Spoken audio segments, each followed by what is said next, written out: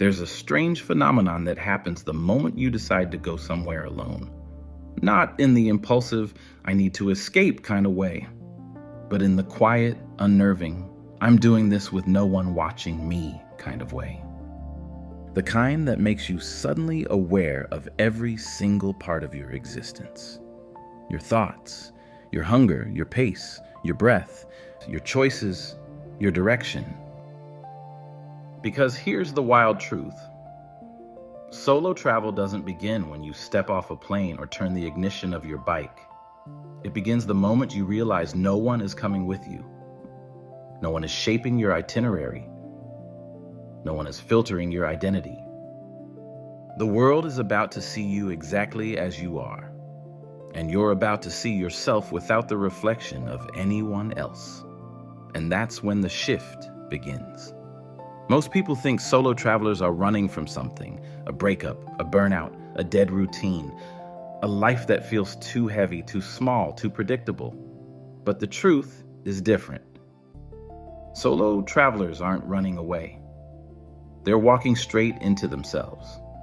Because when you remove the noise, the opinions, the schedules, the expectations, something happens internally. Psychologists call it self-discrepancy awareness. You suddenly notice the gap between who you are and who you've been pretending to be. And that gap is where the transformation starts. Picture this. You wake up in a city where no one knows your name. No one has a story about you. No one expects you to be cheerful or productive or unbreakable. You stop performing. You stop fixing your expression. You stop adjusting your personality to match the people around you. Your entire nervous system drops into a different mode, a phenomenon researchers call attentional release. Your senses sharpen. Your mind quiets. Your internal monologue becomes louder than the world. And for the first time in years, you meet yourself without an audience. Funny thing is, solo travelers often say the same line, even if they never speak to each other. I didn't become someone new out there. I just became myself for the first time. But let's go deeper, because something else happens. Something most people never experience. Something you can't fully translate into words, but you can feel in your bones. The moment you step into unfamiliar streets alone, you enter what psychologists call a liminal space, a transition zone, where your old identity loses its grip and your new identity hasn't formed yet. It's disorienting, it's raw, it's surreal. But this is where growth actually happens. When you're out there, on the road, walking, riding, waiting, resting, you start noticing small things, tiny things, things you overlook back home. A cup of hot coffee becomes a lifeline. A stranger's brief smile becomes grounding. A cheap meal feels like a blessing. A place to sleep feels like winning. Because your brain, your overloaded, overstimulated, burned out brain, finally shifts from cognitive overload to present awareness. And this is where the magic begins. You start trusting yourself again. You start believing you can handle things that once felt impossible. You start relying on your instincts instead of drowning in doubt. Solo travel turns your inner critic into your inner guide. And slowly, you realize something profound. You don't need life to be easy. You just need to know that you can move through it. That's the hidden lesson behind all those miles, all those new faces, all those detours, all those wrong turns, and all those right ones. And here's the part no one talks about, the part you only discover after your first real solo trip. The road doesn't fix your life. You do. Life doesn't magically rewrite itself. Your problems don't evaporate. Your past doesn't get erased. Your emotions don't reset to default, but the scale shifts. When you're out there, hungry, tired, lost, or staring at some horizon that looks nothing like the life you left behind, your problems shrink, not because they're solved, but because you expand. This is explained by self-expansion theory, a psychological framework showing that new experiences widen your brain's model of what's possible for you. Your capacities grow, your emotional range stretches, your tolerance strengthens, your resilience thickens. You don't come back healed, you come back bigger. But let's talk about the part almost no one prepares you for. The hardest part, the one that hits people weeks, sometimes months after coming home. Return shock. It's the crash you feel when you step back into the version of yourself that people in your life expect you to be. Because here's something uncomfortable. You change, but home doesn't. You grow, but your environment stays the same. You evolve, but people treat you like the old you. You learn to trust your pace, your instincts, your aliveness.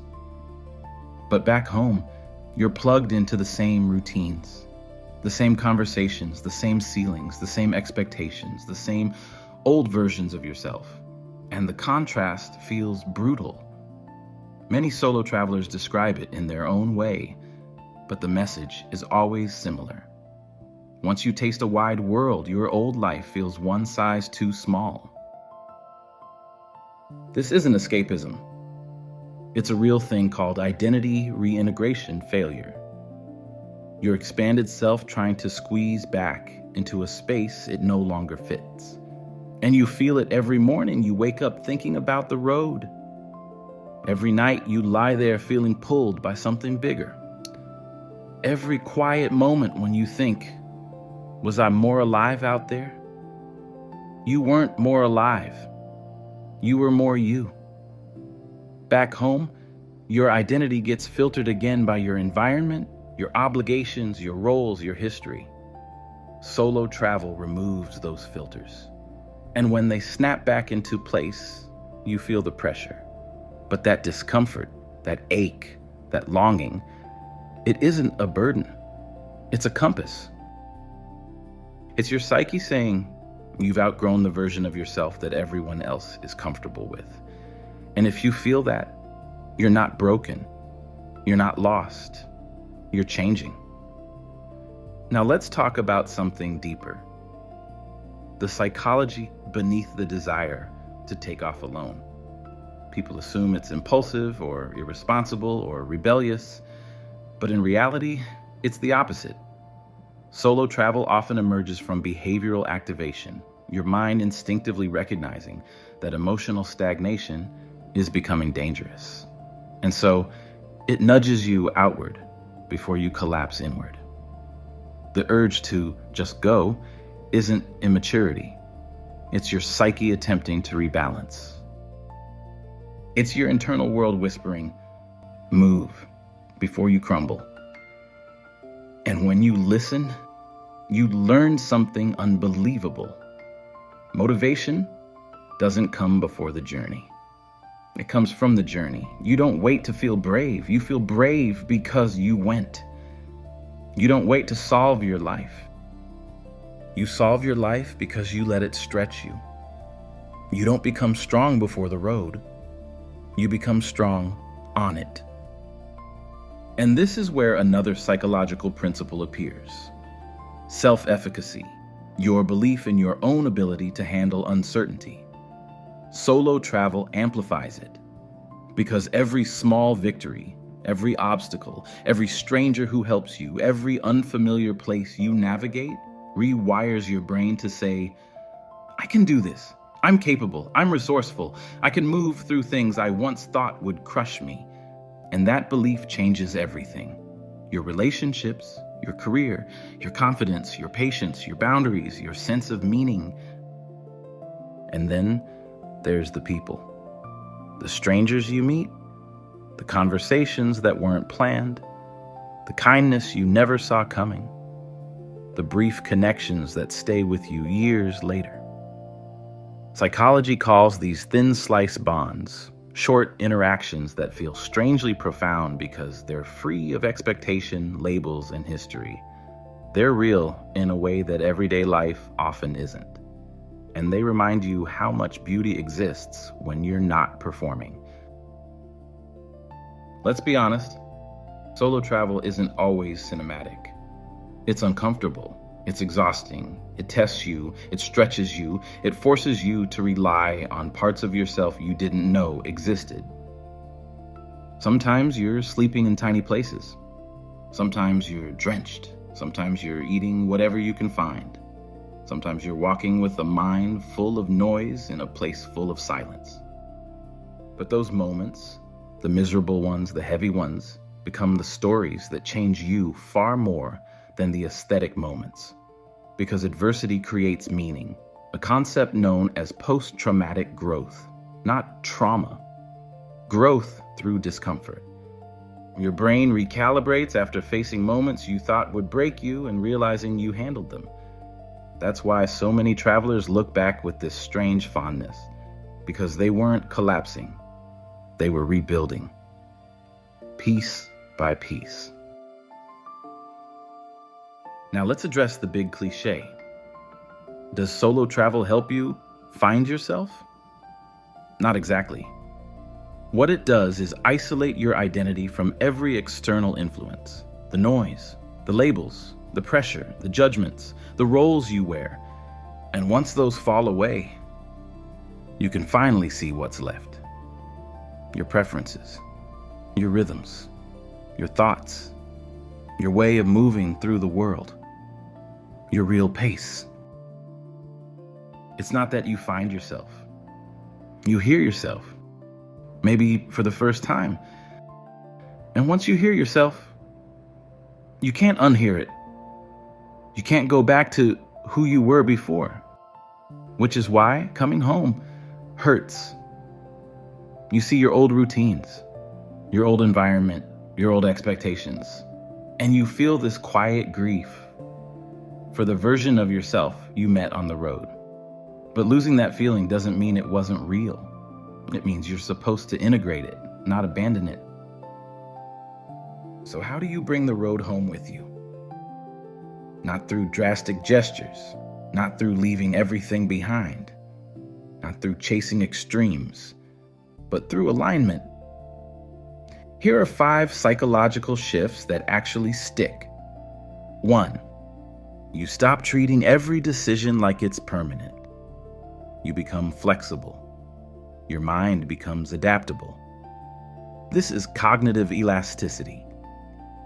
2. You trust your instincts. You stop outsourcing your choices. This builds autonomous motivation. 3. You become less reactive. Small things stop rattling you. This is part of attentional restoration. 4. You value presence over performance. You stop living like someone is scoring your life. This aligns with self-determination theory. 5. Your tolerance for discomfort skyrockets. This is exposure resilience, and it rewires how you face challenges. These shifts aren't temporary. They become part of you. And that is the psychology of solo travelers. They're not fearless, they're not impulsive. They are expanding, growing, awakening, returning to themselves, piece by piece, mile by mile, morning by morning. And if you've ever felt that pull, that ache, that restlessness, that urge to leave for reasons you can't explain, it isn't weakness, it isn't avoidance, it isn't immaturity. It's your psyche trying to breathe. If you made it this far, either the road has already called you or it's about to. So go ahead. But if you want more videos like this, more deep dives into the mind, more late night truths, more uncomfortable clarity, you know what to do. Subscribe. Or just sit here with me a little longer. Enjoy your day or your night. And wherever you choose to go, whoever you choose to become, remember one thing. The world isn't waiting for you to be ready. It's waiting for you to begin.